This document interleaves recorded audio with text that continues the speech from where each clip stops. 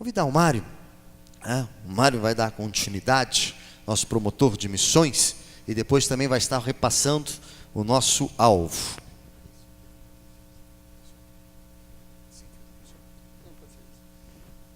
Irmãos, graça e paz, que o Espírito Santo de Deus esteja conosco nessa noite. Falando para alguns irmãos, eu disse, vou pregar essa noite novamente. Alguém perguntou, você vai virar pastor, Mário? Eu disse, vou, pastor, vou virar pastor. Obrigado.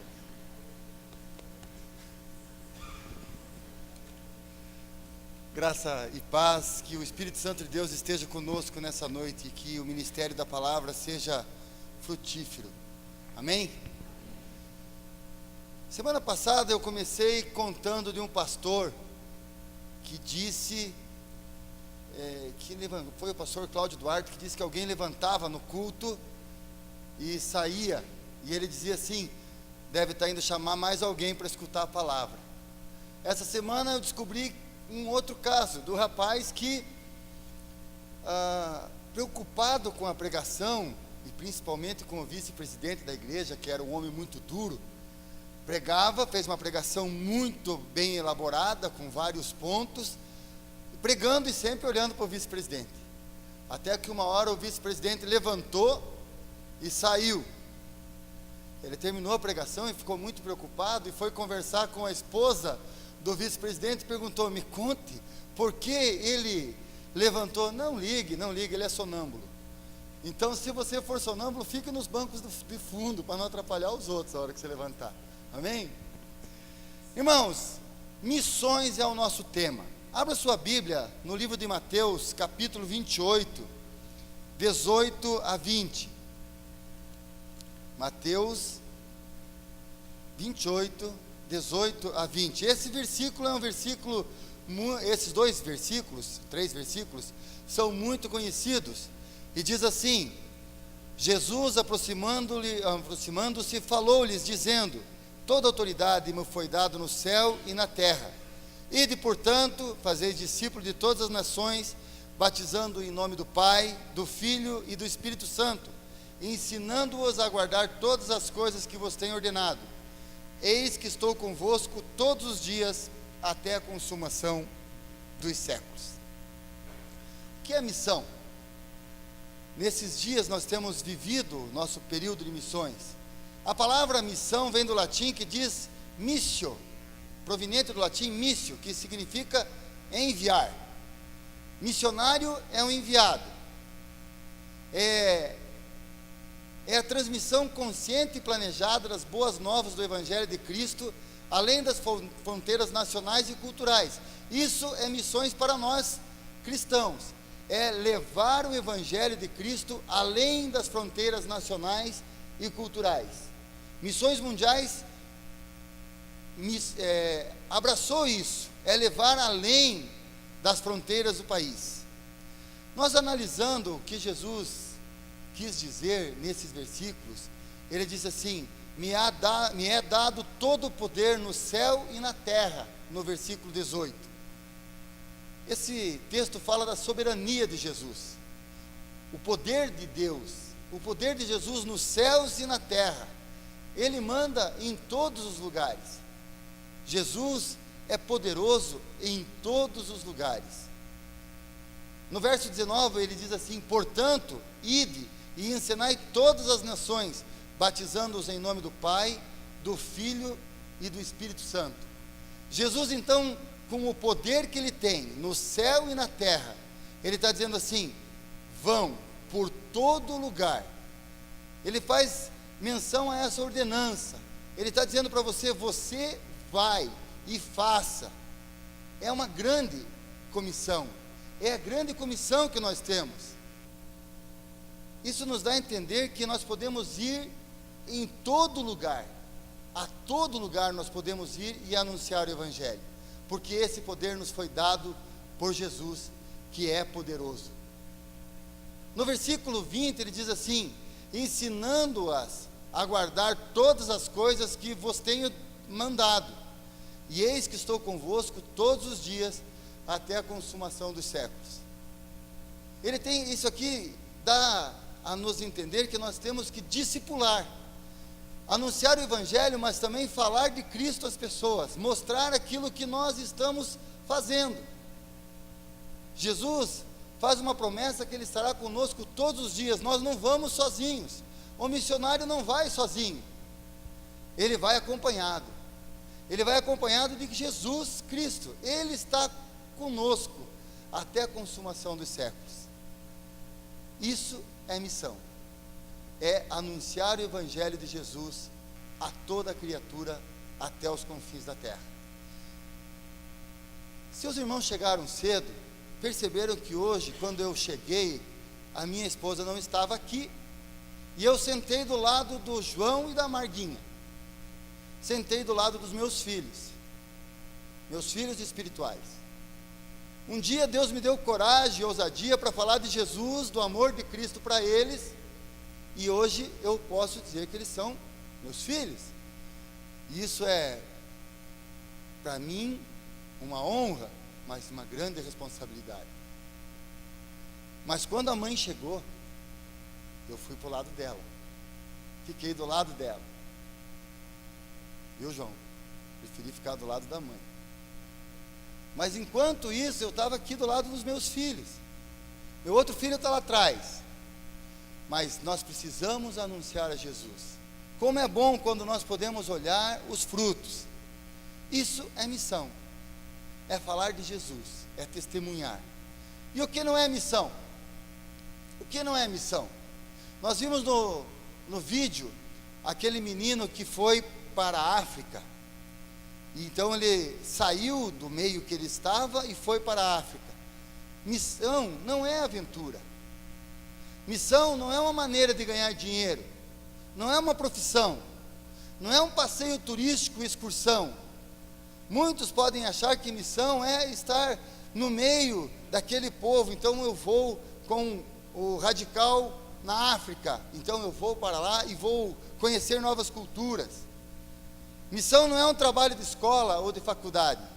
Missão não é para você. Missão é algo maior. Os versículos apresentam, portanto, ide. Ele não diz qual o obreiro, quem que vai. Ide. Vai. Quem vai? Ide. Ele não diz, Dalto vá. Ele não diz, Daniel, Fábio, vá. Ele diz, ide. Ir aonde? Aonde que ele diz para ir? A todas as nações. Não há exclusividade. Nós não temos a pretensão de evangelizar somente um local. E nem temos essa obrigação. Nós temos que anunciar o Evangelho a toda criatura. E fazendo o quê? Ensinando a guardar todas as coisas. Todas as coisas que Ele tem ensinado. Tudo aquilo que está na palavra de Deus. É o discipulado. Eu digo sempre que nós não temos a obrigação de converter ninguém, de convencer ninguém. Nós só temos que anunciar o Evangelho. A obrigação nossa é falar de Jesus. Falar de Jesus com a boca e falar de Jesus com a nossa vida, da maneira que somos, da maneira que agimos, como nós testemunhamos. Assim nós estamos falando de Jesus. O Rony gosta sempre daquela frase que diz, o Rony que está lá em Natal, ele diz assim: a Bíblia que os outros leem tem braço e tem perna. A Bíblia que o mundo lê é você, é aquilo que você faz. A Bíblia diz assim, e no livro de Tiago: sede, pois, praticantes da palavra e não somente ouvintes, enganando-vos a vós mesmos. É vivendo a palavra que nós estamos fazendo evangelismo e missões. E por que fazer missões? Por que nós temos que fazer missões? Além do mandado, além do chamado, além do ide, além daquilo que Jesus mandou, por que nós precisamos fazer missões? A Bíblia diz lá em Provérbios 11:30, o que ganha alma, sábio é. Tiago 5:20 diz assim: o que ganha a alma cobre uma multidão de pecados. Quem não ganha almas tem problema de identidade cristão, como crente. Os primeiros cristãos, eles tinham profundo desejo de ganhar almas. Obrigado, Dalton. Graças a Deus. Precisamos ganhar almas, precisamos falar de Jesus às pessoas. Eu digo que você não precisa ter um caderninho onde você anota quem você ganhou para Jesus. Você não precisa, mesmo porque você se frustraria. Hoje na EBD, o Almindo levantou uma questão bastante visível no mundo cristão, no meio evangélico, que muito mais fácil é ganhar uma pessoa de fora do que aquela que está no nosso meio, da família, meu irmão, meu pai. Muito mais difícil é eu trazer uma pessoa que está do meu sangue para Cristo do que uma pessoa que está fora. Por quê? Porque eles conhecem muito bem a gente, eles sabem tudo da gente, e é difícil acreditar naquele que está ali junto contigo, porque eles sabem tudo, aquele pormenor que acontece na família, aquela justiça que para o outro é injustiça, é testemunho. Mas o cristão não precisa viver de cabeça baixa, tem que olhar para cima, olhar para Cristo, e sempre orar pelas pessoas, orar pelos irmãos, orar pela família. Jesus nos manda orar pelos inimigos, e muitos temos inimigos na família, um cunhado, um parente, um tio, um desafeto. Ora por ele, para que Deus interceda, e que amanhã ou depois você possa ver ele no mesmo andar que você, rumando para Cristo. No mundo existem 7 bilhões de pessoas. 7 bilhões de pessoas. Os cristãos representam 2 bilhões e 100 milhões. Inclui católicos, protestantes e ortodoxos. São 2 bilhões e 100 milhões de pessoas que são cristãos. O Islã tem 1 bilhão e 500 milhões. Ateus, agnósticos, sem religiões, 1 bilhão e 100 milhões. É gente que não crê em Deus. Os hindus, o hinduísmo tem 900 milhões. Religiões populares chinesas, 394 milhões. Budismo, 376 milhões. Religiões tradicionais africanas, 100 milhões. Judaísmo, 14 milhões. Espiritismo, 15 milhões. Fé Bahá'í, 7 milhões. Agora, existe um tal de jainismo. Já ouviram falar no jainismo? Eu, quando li o jainismo, que estava na lista das religiões, então eu fui querer saber o que é esse jainismo, para mim poder dizer para vocês o que é o jainismo, porque tem 4 milhões e 200 mil pessoas que seguem o jainismo no mundo. O que é jainismo? O jainismo surgiu no século 6 depois de Cristo, numa divisão do hinduísmo na China, na Índia. Seu fundador vagueou nu e mudo durante 12 anos pela Índia. Nu e mudo ele vagueou, sofrendo atrozes perseguições, foi abusado. Depois disso ele assumiu discípulos, negando a existência de um ser supremo. Essa é a base da fé do jainismo, e sendo extremamente legalista. Nessa religião não existe liberdade nenhuma, somente regras. Somente regras. E as 5 promessas de renúncia dos janaístas. Para você ser um janaísta, eu não gostei nada disso, eu nunca ia ser um janaísta. Primeiro, não matar seres vivos. Nenhum ser vivo pode ser morto. Você não pode matar nem um ser vivo. Então um pernilongo você não mata, é vivo. Segundo, mentir, você renuncia à mentira. Terceiro, renuncia à ganância. Aos pilares olha que profundidade assim e tem 4.200.000 pessoas seguindo o jainismo. 4, o prazer sexual, abomina, risca, acabou, não tem. E os aspectos mundanos, são esses 5 pilares da fé do jainismo. E eles acreditam que as mulheres devem ser totalmente evitadas, por supostamente serem causa de todos os males. Isso é o jainismo. É uma religião que tem 4.200.000 pessoas. Como que eles chegam à conclusão de que o jainismo é o caminho? Através do Evangelho, através da Boa Nova, através da missão, através do anúncio. E quantas vezes nós ficamos quietos? Nós deixamos de falar do amor de Cristo, que não andou nu durante 12 anos num país, mas em 3 anos ele fez o seu ministério e mudou o mundo, separou a era antes e depois dele, e só tem coisa boa no cristianismo, mas exige mudança de vida. E por que nós não temos coragem de falar do amor de Cristo às pessoas?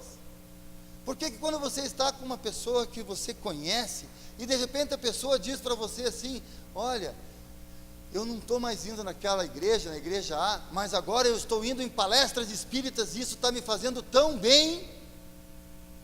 Meu Deus do céu, quantas vezes eu fui na casa desse amigo, quantas vezes eu estive com ele, quantas vezes eu comi com ele, quase 1 quilo de sal, e eu não falei do amor de Cristo para ele. Eu falhei, eu deixei de falar de Jesus. Alguém veio falar do Espiritismo e eles está preenchendo o vazio, porque o vazio é tremendo, é grande, as pessoas estão vazias. Existem milhares de pessoas presas à idolatria, ocultismo e diversas crenças. 4 pessoas morrem por segundo no mundo. Estima-se que morrem 6.178 pessoas por hora. Morrem 148.272 pessoas por dia, estimativa. Ao término de um ano, são 54 milhões de pessoas que morrem. Nasce um monte também, mas essas morreram. E quantas dessas morreram sem Jesus? Quantas dessas que moram aqui na nossa região, que morrem sem ouvir falar de Jesus, do Jesus que é amor, do Jesus que salva, que liberta? Quando que nós precisamos de missões? Quando que nós vemos que é necessário missões? Quando nos púlpitos não se prega mais sobre a cruz de Jesus, quando nos púlpitos se fala de tudo menos da morte, do sacrifício remidor, de que Cristo é a salvação, o caminho, a verdade e a vida. E nós temos visto isso muito, aonde se vê muito o evangelho da prosperidade, aonde se fala somente de bênçãos, aonde as pessoas vão nas igrejas e buscam somente a satisfação do seu próprio interesse. As pessoas vão em busca de negociar com Deus, mas não querem saber do que Jesus fez. Não é importante. O importante é estar ali e resolver aquilo que eu busco para mim. Quando Jesus não é o centro da mensagem, alguma coisa está errada. Quando Jesus deixa de ser o centro e algo mais toma o lugar dele, está errado. Nós precisamos de missões agora. Nós precisamos de missões urgentemente. Precisamos falar de Jesus. Uma pessoa perguntou para mim ontem, num casamento que a gente estava, ele disse assim: Mário, ele disse: eu tenho que ir embora, porque amanhã eu tenho que ir na escola bíblica dominical cedo. O quê? Você é crente? Eu disse: faz 12 anos. E por que você é crente? Como é que você era? Você era um católico mais ou menos? Eu disse: não. Aí entra o testemunho. Eu era um católico praticante, eu ia na missa todo dia, comungava todo dia, confessava a cada 15 dias, fazia parte do curso de noivos, do encontro de casais, da equipe do dízimo, da liturgia, da ordem franciscana secular, e do que mais? Era catequista, e do que mais? Estava fazendo o EFAC, que é o curso teológico da Igreja Católica, tudo isso eu fazia, eu era um catolicão. Mas por que você mudou? Aí eu disse para ele, porque eu encontrei uma mensagem de Jesus diferente daquela que eu vinha ouvindo, uma mensagem que liberta e não aprisiona. Eu não fiquei mais preso à igreja, agora estou ligado a Cristo, e por isso eu tenho liberdade. Eu tenho liberdade em Cristo. Lembra, João, quando nós estávamos lá em Água de Lindóia, que nós vimos aquela mensagem do pastor sobre liberdade? Eu sou livre em Jesus Cristo, eu sou livre em Cristo, eu não preciso fazer nada. O que Ele fez na cruz me dá liberdade para viver, amém? Graças a Deus.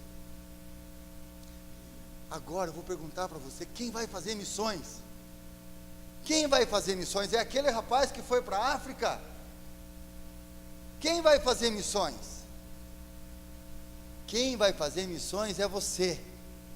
É você que vai fazer missões. As palavras de Jesus são ensinamentos de como podemos fazer missões. Jesus nos ensina a fazer missões, mas o gesto deles ensinam como nos comportar e expressar verdadeiramente o amor pelas vidas e pela obra de Deus. Ser missionário é amar o próximo, é amar a vida. Jesus foi o maior de todos os missionários. Você já pensou em Jesus como missionário? Jesus era filho de Deus, é filho de Deus, e ele estava lá, junto com o Pai, e de repente o Pai diz, vai, a tua missão é lá, salvar aquele povo, salvar aqueles que me negam, aqueles que estão vivendo uma vida de pecado, vai lá. E Jesus? Veio ou não veio? Graças a Deus, ele veio. Leiam, vamos achar ali no livro de Marcos, capítulo 7, versículo 31 a 37. Marcos 7, 31 a 37.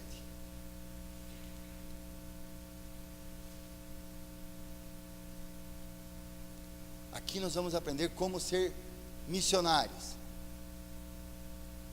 De novo se retirou das terras de Tiro e foi para Sidom, até o mar da Galileia, através do território de Decápolis. Então lhe trouxeram um surdo e gago, e lhe suplicaram que impusesse as mãos sobre ele.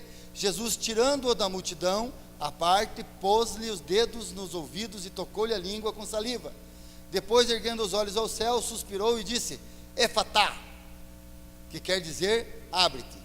Abriram-se-lhes ouvidos, e logo lhe soltou o empecilho da língua, e falava desembaraçadamente. Mas ele ordenou a que ninguém o dissessem. Contudo, quanto mais recomendava, tanto mais eles divulgavam. Maravilhavam-se sobremaneira, dizendo, tudo ele tem feito esplendidamente bem, não somente faz ouvir os surdos, como falar os mudos. Como Jesus fazia a missão? Primeiro, Jesus tocava nas pessoas. Ganhei um bilhetinho da Nani. Ele tocava nas pessoas. Nós precisamos aprender a tocar nas pessoas.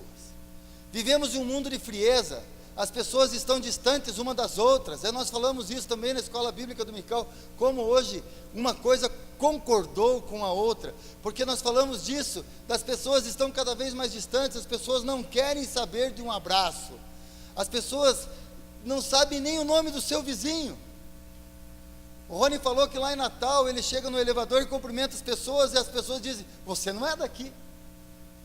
Não é só no sul, no Nordeste também, as pessoas estão cada vez mais fechadas dentro de si mesmas, voltadas para o egoísmo. As pessoas estão discriminadas por problemas físicos, por cor, por classe social, porque está sujo. As pessoas deixam de ser olhadas porque tem algum defeito. E eu digo sempre que o ser humano é muito perfeccionista. Você pode olhar uma pessoa perfeita, mas se falta-lhe a pontinha do dedo, você percebe. Se a mulher é bonita, ou se o homem é bonito, mas se ele é manca, não é perfeito. Nós somos todos perfeccionistas, mas todos precisam do amor de Cristo. Nós precisamos estar falando de Jesus às pessoas. Jesus podia curar aquele gago à distância. Ele podia simplesmente dizer assim, ó, Efatá. E ele sairia falando e ouvindo. Mas o que ele fez? Ele foi até ele, tocou-lhe a língua, abraçou e disse então, vai. As pessoas precisam ser tocadas, precisam ser abraçadas. E nós hoje falamos, e a Tati até comentou, que quando uma pessoa abraçou, e o menino que o Eliseu comentou, chorou, ele não chorou por causa do abraço somente, chorou por causa do amor, da oração, daquilo que a mulher já tinha feito por ele. Quem não sabe a história, perdeu a escola bíblica. Na escola bíblica a história foi dita. Então, se vocês querem saber o contexto, venham na escola bíblica, 10 horas da manhã, todo domingo.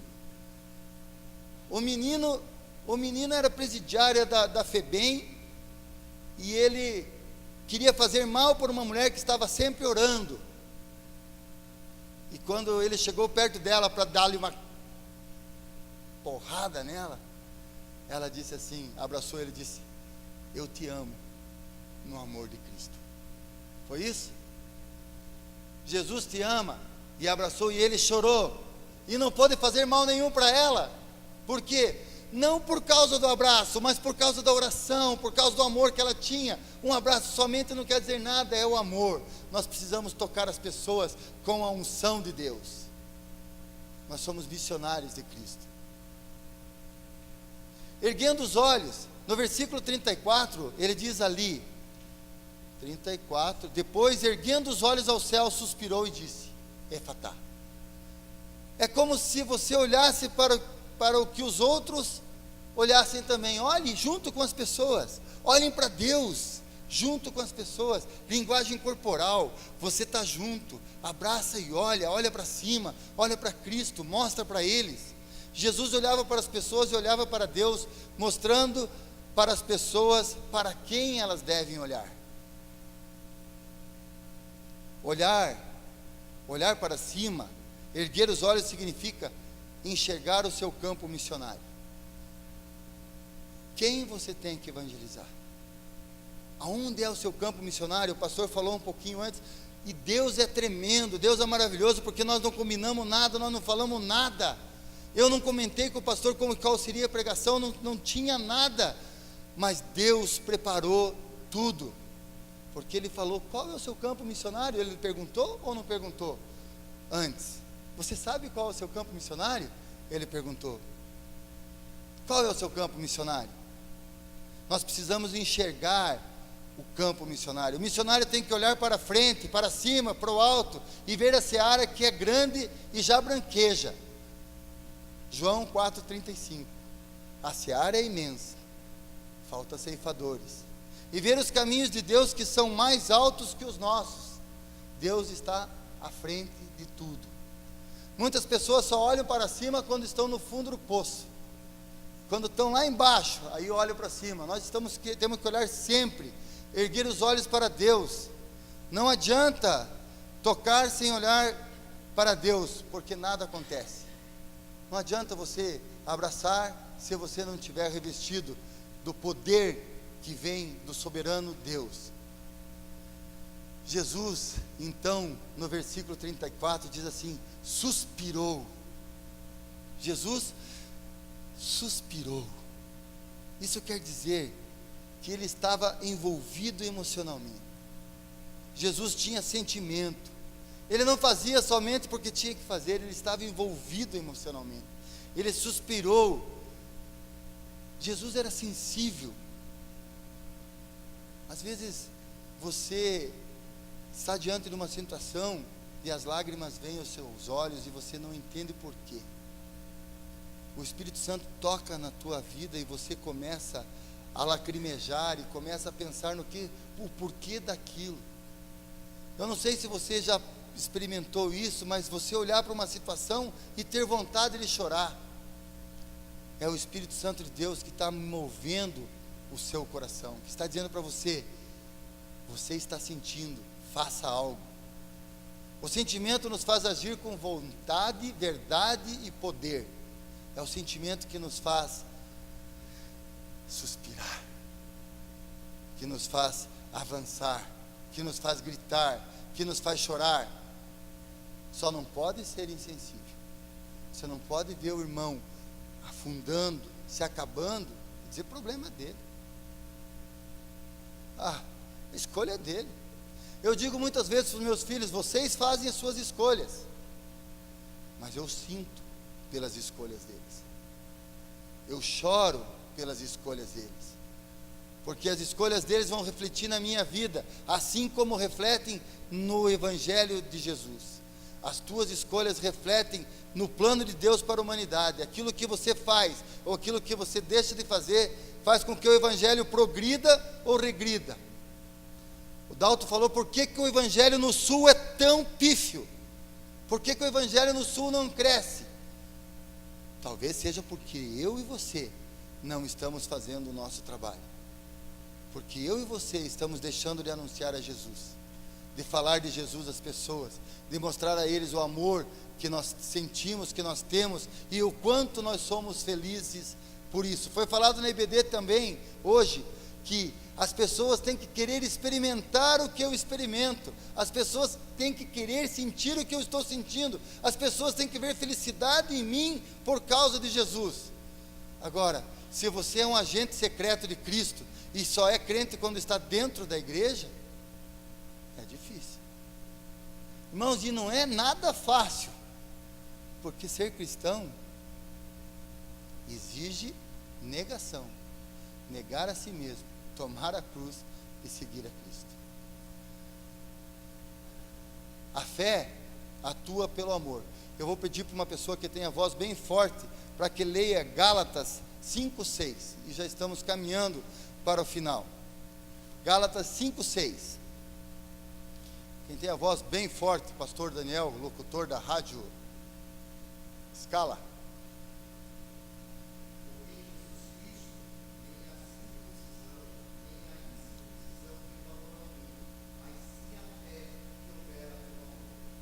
Amém.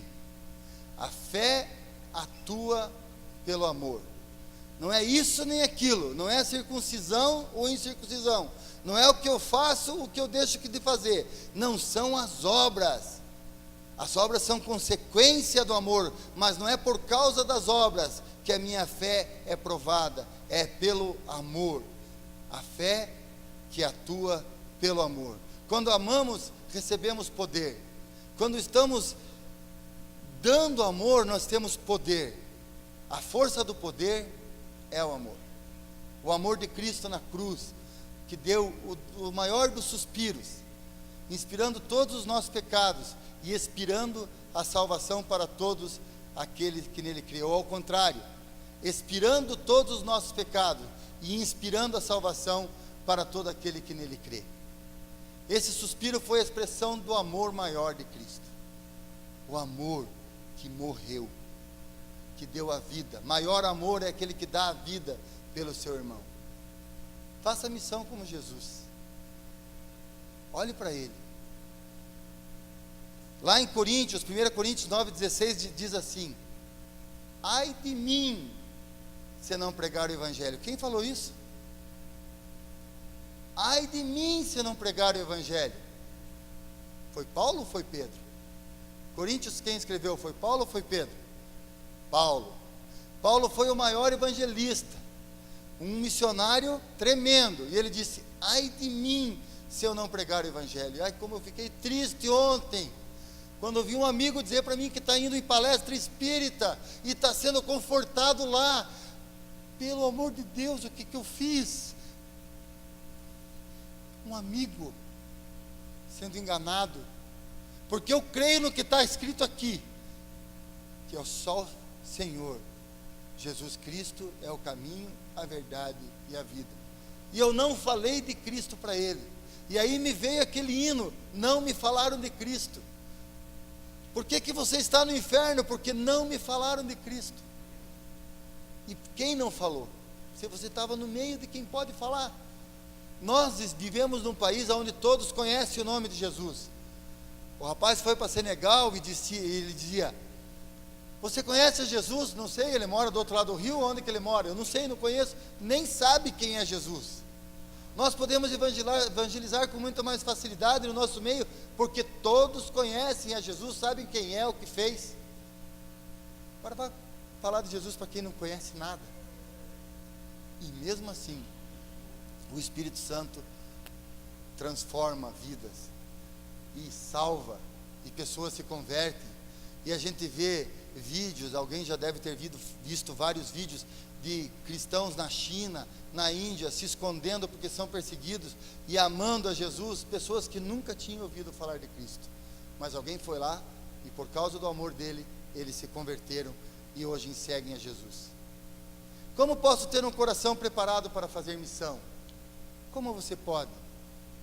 Você já ganhou uma vida para Jesus? Você já tem um filho espiritual? Quais as atitudes posso ter para ganhar vidas como Jesus? Como eu posso fazer como Jesus? Como eu posso fazer isso na prática? Como eu posso fazer isso? Faça como Jesus.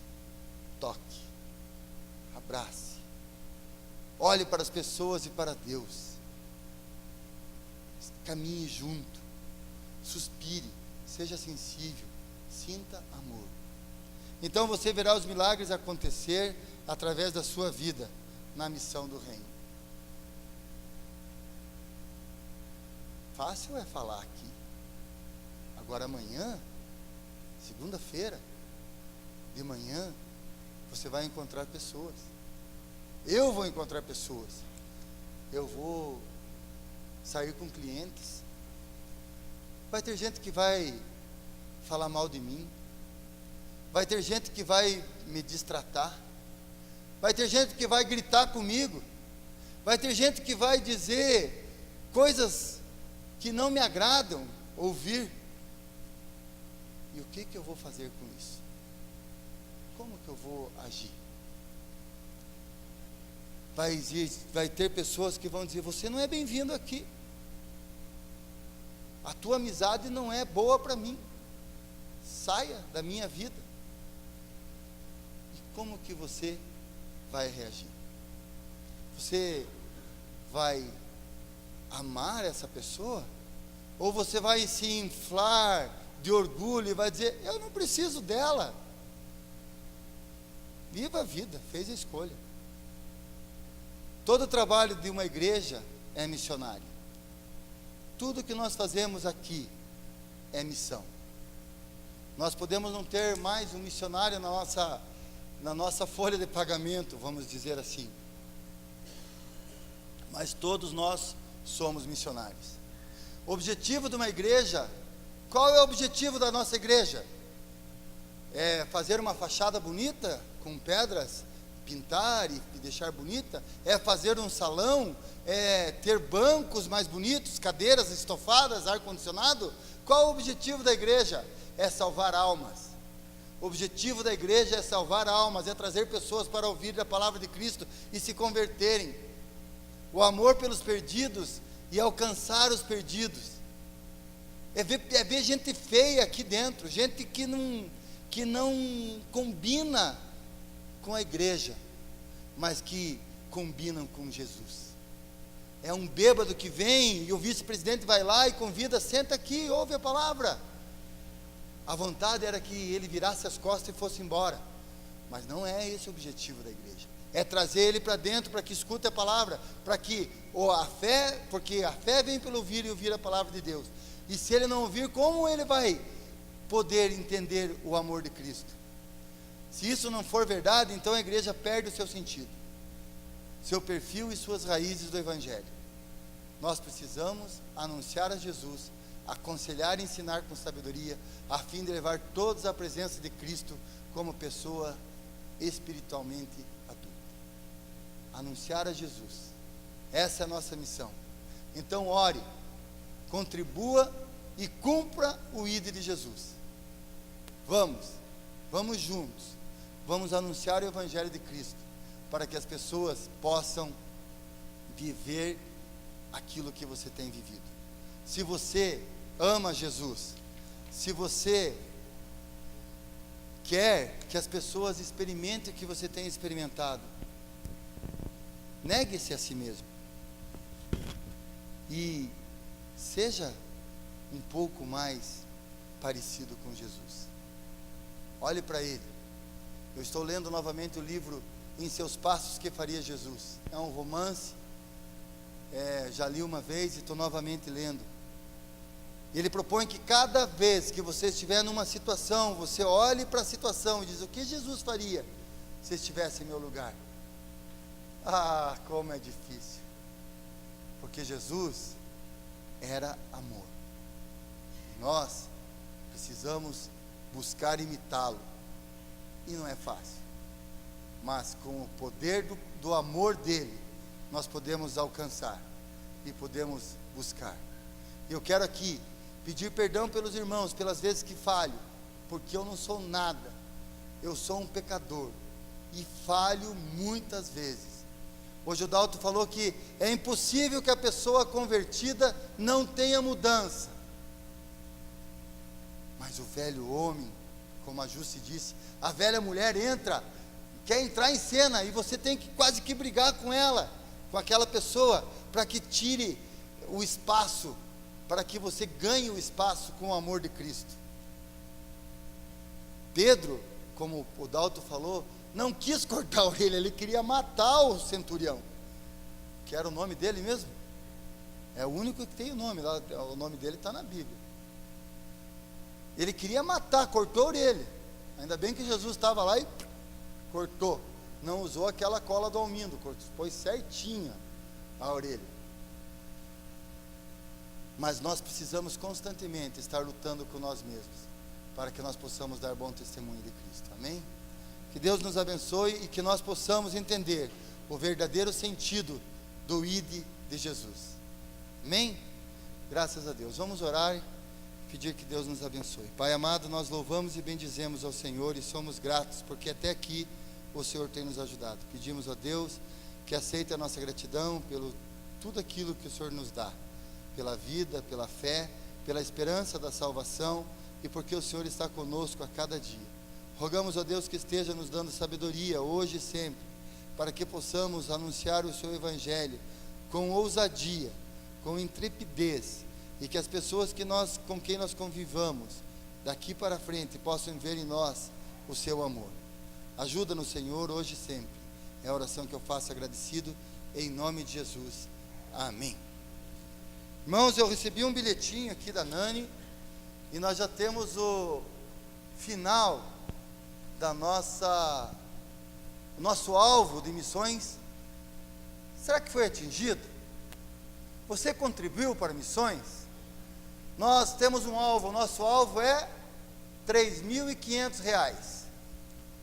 Nós conseguimos 25 centavos, R$68. E quanto nós conseguimos? 3.568,25. Quase. 4.068,25. Glória a Deus. Glória a Deus. A igreja, uma igreja que trabalha para missões. Nós fizemos missões e nós estamos enviando R$4.068 para os missionários. Glória a Deus. Que Deus abençoe os irmãos. Uma boa semana, Pastor Daniel.